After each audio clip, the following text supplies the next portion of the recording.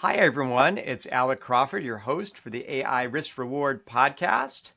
And our special guest is Bruce Randall, an enterprise and startup sales growth strategist specializing in AI, cloud, and cybersecurity. Welcome, Bruce. Thank you, Alec. I'm pleased to be here today.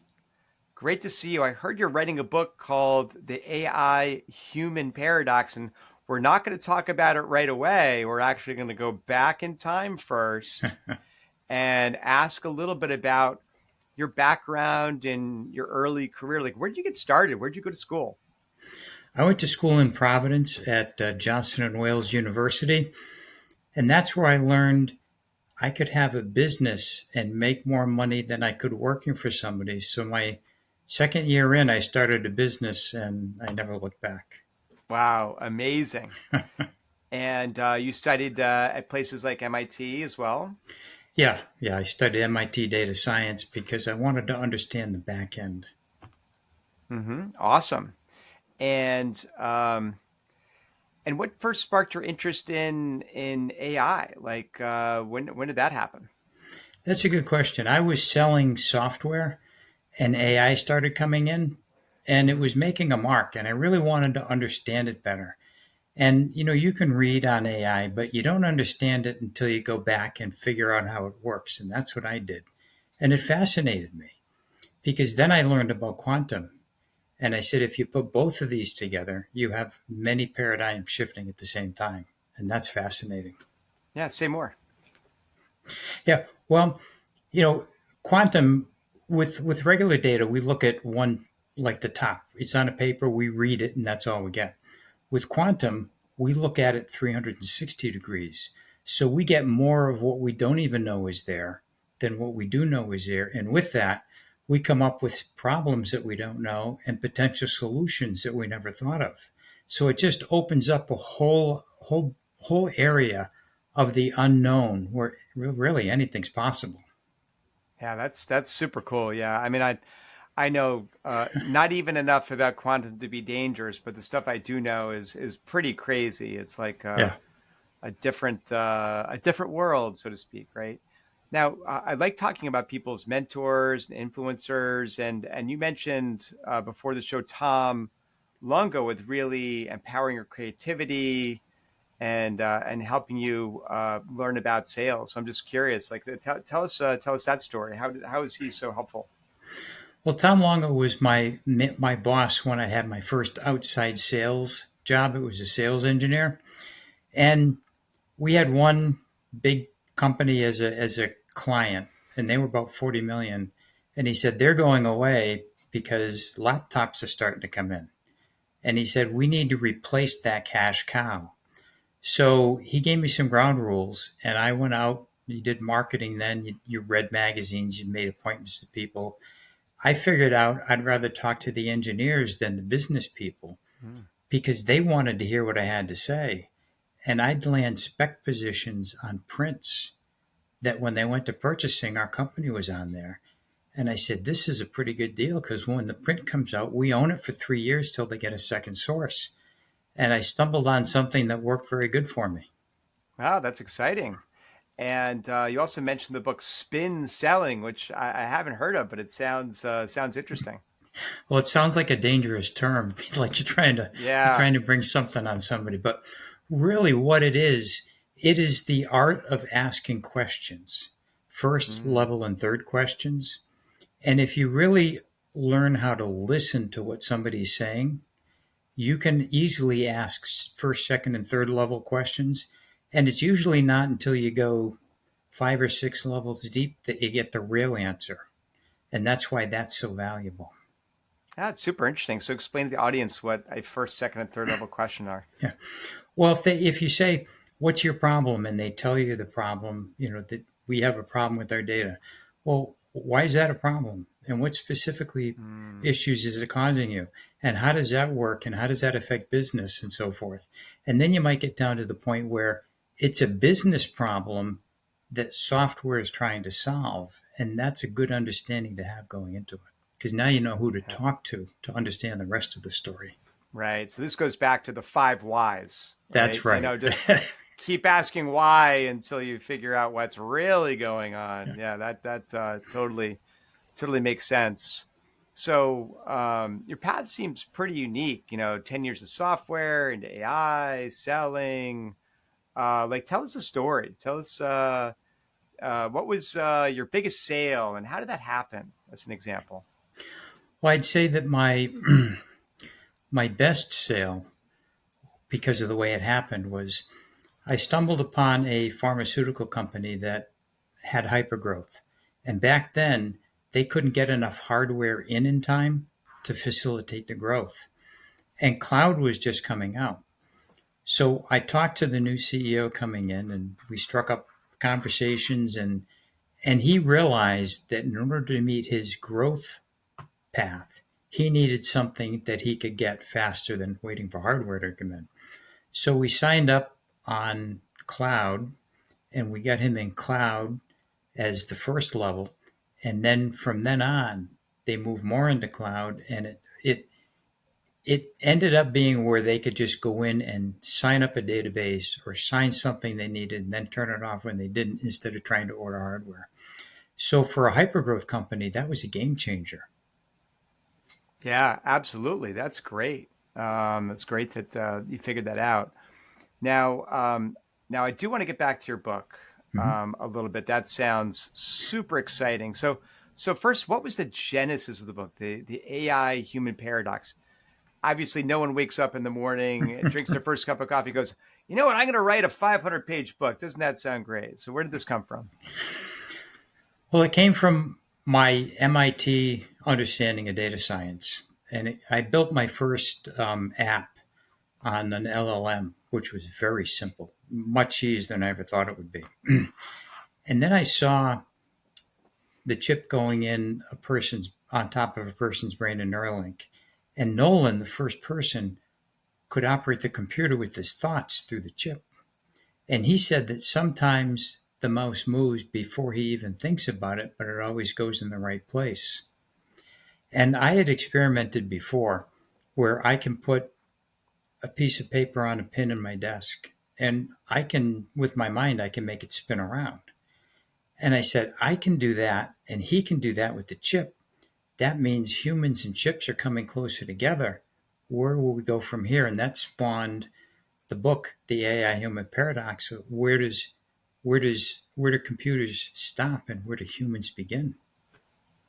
Yeah, no, I mean, look, science fiction has been talking about this for a long time, right? Like even back to goofy stuff like RoboCop, right? So, yeah, super interesting. And so tell us more about where AI and human intuition intersected in a surprising way.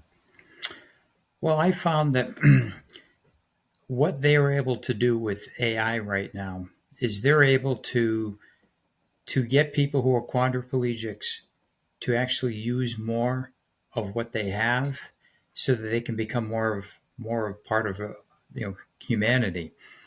And with that, the thought is that they can just connect to the ocular nerve and they can give you Mm. sight if you've lost sight. And by the way, we can probably give you x-ray sight and other things just because we can while we give you sight back. So these statements, and I understand how they could potentially do that. And that's what really fascinates me because where do we stop? Do we do it because we can, or do we do it because we should? Yeah, that's really what's going on with AI today. In many things, like to paraphrase Jurassic Park, right? Like we're doing a lot of things with AI because we can, without questioning, whether we should. And it seems like such a race that a lot of the guardrails are really like being, ripped down. What are some of the risks of AI that you're most concerned about? Well, the risks that I'm most concerned about is that the guardrails, and they're weak guardrails, that they're not able to contain what we're doing. Because right now in AI, if you can do it, there's nothing stopping you. So that leads to judgment, and human judgment isn't always the best. So we tend to go in places where maybe we shouldn't go because there are a number of questions. Is ethical, is moral, and there's, does it benefit or hurt humanity? What's a specific example of a risk that you're concerned about with AI? Well, right now, I'm dealing with some people that are working with quantum entanglement, and and I don't I don't understand the entire situation, but I understand the capability of what is there. And the capability there is what is scary because that needs to be contained. Because quantum, if it's left to its own vices, can excel beyond what human capability is. And if we don't know how to manage that, then we could be in a little bit of trouble. Yeah, that makes sense. Not knowing a lot about quantum, I mean, I certainly get when people are concerned about super intelligence with AI, and I don't know when that's going to happen. But like humans are smart; they're eventually Right? going to invent AGI, and once you invent AGI, you go back to Ray Kurzweil and look at the singularity, and it's pretty straightforward. You have an AI, you tell it to build a smarter AI, it's going to do it, and eventually you're going to have something that's way smarter than humans, right? Right. Are you Potentially. concerned? Are you concerned about AGI and those risks as well? Well, I'm somewhat concerned because we're not there yet. I mean, they're experimenting with it, but we're not commercial with that.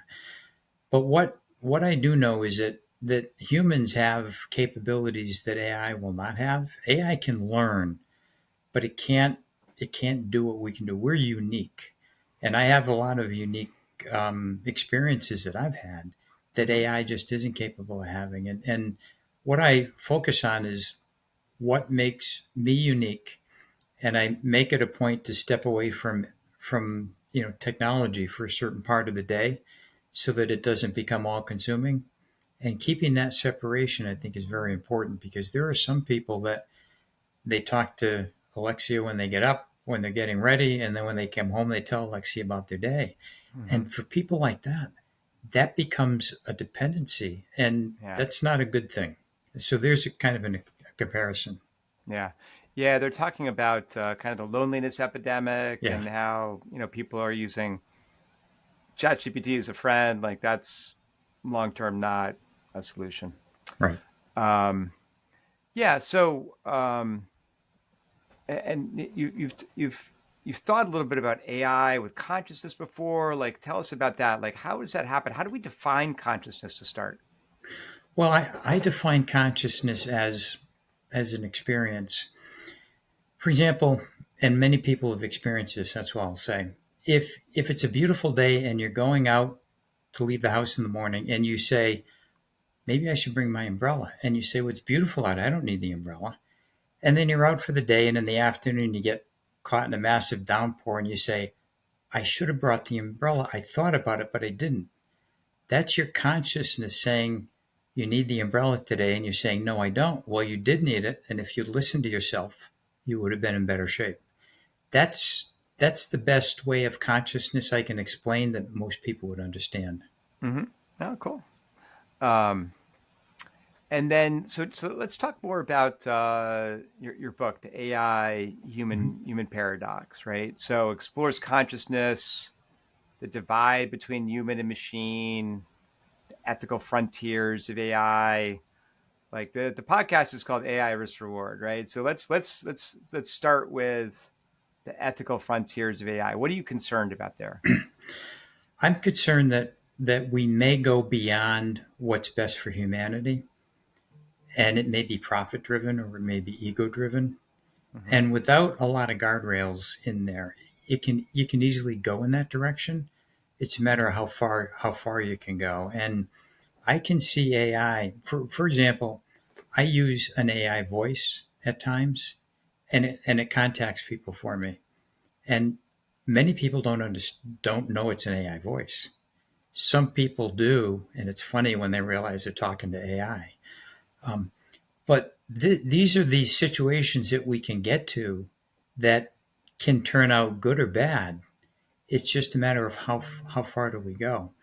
And when it comes to humanity, I think we really need to use that as a gauge. Is it good for humanity or is it not? And I think that should be the bellwether. Yeah, that's a great idea. The question is, how do you get that done, right? So there are nonprofits out Yeah. there like the Global Ethical AI Institute, things like that, but not a lot of governments are sitting there going, "Hey, let's do a bunch of rules." In fact, the EU just pushed back their EU AI Act, timetable. I'm pretty sure that there are countries out there like China which are just running as fast as they can and not really worrying about ethical boundaries. So I think that's one of the issues, right? Because the leaders have decided this is important and we got to get it first. Well, it's been phrased it's a global AI race, and the country that wins that is going to dominate. In commerce and so forth. So the countries don't really have a desire to slow it down now. They're just, I think they're just, go as fast as you can, hope for the best. And by the way, if you have over 1 billion bits, you can register us and register it with the government and make sure you take good notes because we may need them. Yeah, interesting. So how does your background as a Reiki master and your meditation practice inform your perspective on AI's potential to understand or replicate consciousness? I don't think that AI can replicate that yet. When we get to AGI, I don't think that will do it. But when we get to quantum, there's a lot we don't know there, and that has the ability to do pretty much anything that we can think of. So with my consciousness, I've developed a gut feeling, and I feel when something's right or when it's not right or when Hmm. it's mediocre, and I tend to use that gut feeling more often than not, and that is never wrong for me. So that's the consciousness. If you develop it within yourself, you can start to work with that in the outer world to help guide you in the right directions and make the right decisions. Yeah, no, that totally makes sense. Yeah, so shifting gears to our advice to listeners section. Look, I think one of the things that's happening in the world is that many students are graduating from school and discovering that the starter job is just not there. And the reason it's not there, and the companies will tell them this, is hey, we're just going to use AI for that. Like, we don't need any junior software developers. We're using AI for that. So, one of the things that's still out there and important is obviously sales and human to human contact. And for a student dreaming of a career in sales, what are your recommendations? What's your advice to them? Well, I advise everybody getting out of college to understand AI, learn on it, and learn as much as you can. I've got gray hair and not as much as I used to. I've built 2 apps in AI, and it was much easier than I ever thought. So don't be afraid of doing that. It's not hard to do. And secondly, that if you're going to want to get into any of the larger companies in sales, you're going to have to know technical aspects. You're going to have an engineering degree, or you're going to have to be very good in technical to get in there. And if you can write some code and you've built some things and you understand data science and you understand the concept and you understand how AI works and how software works, and you can speak that in a way that makes sense, you're going to do a lot better now than somebody who doesn't. And a lot of the kids coming out of school now, they don't have a lot of that experience. They've got what they learned in school, but they haven't been told how to relate that to the business field. And I think that's what's lacking right now. Yeah, look, there's literally people working at companies that their job is to translate what the business wants to what the developers can do. I mean, that's a real thing. And if you can speak both of those languages, obviously, you become very valuable to an organization. And one thing that I did recently is in one of the AI courses that I took, at the end, I'm a certified AI project manager. So I can Oh, go in cool. and manage an AI project from the beginning to the end. And that's something that's in demand now and is going to continue to be in demand. So that's a good area for somebody to get a certificate in, which is probably worth more than a degree right now, because that means you understand how to work with AI, and you can work with the technical people and you can work with the lay people to bring it all together. And I see that as growing in the future. Yeah, super cool. Great idea. Now we're going to pivot to our lightning round, where I mention certain things and you tell the audience where you think they're underrated or overrated, in a brief comment why. So we're going to start with, now you live in between the Cape and Providence, Rhode Island, right? And Newport. Newport, Rhode Island, and there's an area called Horseneck Beach there. So I'm just going to say lobster rolls on Horseneck Beach, underrated or overrated. Oh, they're underrated. They're the best. That's awesome. Now I got to go try one. Sales as a creative profession, underrated or overrated? That's underrated because in sales, you need the art of creativity in order to bring a lot of this together. And I've been in sales for decades, technical sales, and I can help people with that, but it's something that you need to have that skill. Corporate websites as a measure of a company's capabilities. Those are overrated. Yeah. Scaling startup sales teams quickly, underrated or overrated? That's underrated. There's a lot of work in that. Yeah.